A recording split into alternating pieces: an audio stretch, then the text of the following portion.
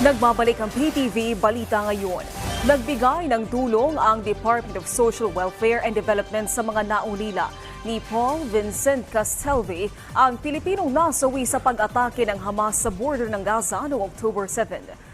Personal na inabot ni DSWD Field Office Central Luzon, OIC, Assistant Regional Director for Operations Armand Pesina, ang 10,000 pisong tulong sa pamamagitan ng Assistance to Individuals in Crisis Situation Program.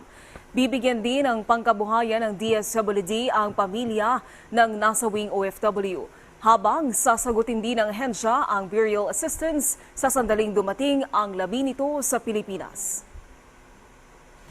Nanawagan ang Department of Foreign Affairs sa mga Pilipino sa Gaza na ikonsidera na ang voluntaryong paglikas sa gitna ng lumalalang bakbakan doon.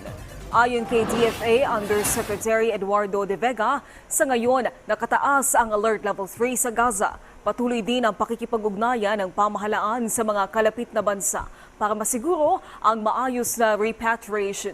Sa tala ng DFA, mahigit 100 ang bilang ng mga Pilipino sa Gaza, kung saan nagkukuta ang karamihan sa mga militanteng Hamas.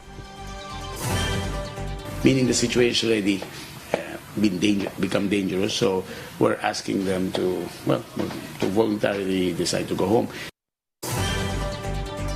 Samantala, alamin natin ang ibang balita sa PTV Davao mula kay Julius Pacot. Mayong adlaw, gibutyag ni Philippine Coast Guard Southeastern Mindanao Commodore Richard Marfe nga nagpatabang na sila sa PCG Auxiliary. Kini aron magbantay sa mga kadagatan, labi pa nga sagunson ang natalang insidente sa pagkalumos lakip na dinhi sa Davao City. Pag-angkon sa PCG Southeastern Mindanao, lisod kini bantayan tungod sa kataas sa atuang shoreline dinhi sa Region 11. Hinon lakip sa ilang bantayan karon ang mga lugar nga daghan og turista. Samtang gibutyag usab sa mong buhatan nga naka-heightened alert na sila. Karon nang umaabot ang barangay ug Sangguniang Kabataan Elections 2023 nga ipahigayon karong Oktubre 30 adlaw nga Lunes. We are nagapangayom yung tabang sa tuwang mga Philippine Coast Guard Auxiliary.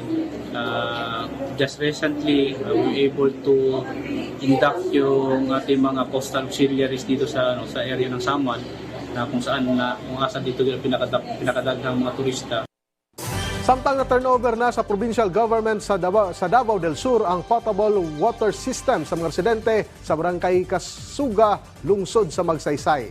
Ang maong turnover ceremony gipahigayon niadtong adlaw nga Lunes, niadtong adlaw Martes sa pagpanguna sa mga opisyales sa mga probinsya, din 2 million pesos nga kantidad sa proyekto. Ang nakabenepisyo niini ang 105 ka mga panimalay nga nahimutang sa maong barangay. Lakip sa mga potable water system ang pag-instalar sa 700 meters nga pipeline gikan sa reservoir.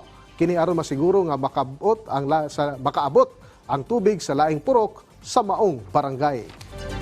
Og mao katong mga nag-unang mga balita gikan dinhi sa PTV Davao, ako si Julius Pacot. Mayong adlaw. Daghang salamat, Julius Pacot. At yan ang mga balita sa oras na ito. Para sa iba pang update, i-follow at i-like kami sa aming Facebook at Twitter account sa @PTVPH. Ako po si Naomi Tiburcio. Magandang hapon.